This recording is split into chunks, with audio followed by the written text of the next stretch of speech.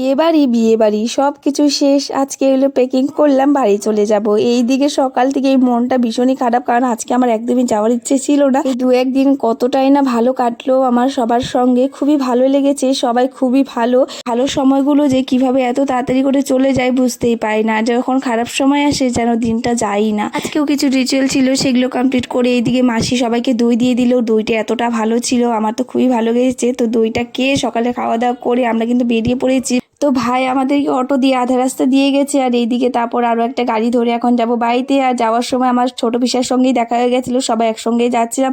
মামাম তো আজকে গাড়িতে উঠেই ঘুম দিয়ে দিয়েছিল। তো অনেকক্ষণ পর আমরা চলে এসেছি দিদির ঘরে, কারণ এখানে দুপুরে খাওয়া দাওয়া করে বাড়িতে এসেছি। বাড়িতে এসে দেখি গাছগুলোর এই অবস্থা, জল দেওয়া হচ্ছিল না কতদিন থেকে। গাছগুলোতে জল দেওয়ার পর যেন শান্তি পেলাম। আর এদিকে তারপর সন্ধ্যাটাও দিয়ে নিলাম, সন্ধ্যাটা দিয়ে এদিকে চা বসিয়ে দিয়েছিলাম। আর বাবা তো সকাল সকালই চলে এসেছিল। তো এইদিকে এখন বাবার জন্য আর আমার জন্য একটু চা করে নিলাম, মানে বাবার জন্য করেছি, এখন দিয়ে আবার একটু বেশি হয়ে গেছে। তো এই তো আমি একটু চা দিয়ে মুড়ি খেয়ে নিলাম, তারপর আর কি ঘর গোছাতে শুরু করব। তখনই দেখি এত জোরদার বৃষ্টি পড়লো। আর সুদ্দি হায়দ্রাবাদ গিয়েছিল, সেখান থেকে আমাদের জন্য খুব সুন্দর একটা গিফট এনেছে। তো চলো আজকের জন্য এতটুকুই, আমি ঘরটা গোছাই, আবারও দেখা হবে নতুন একটা ভিডিওতে।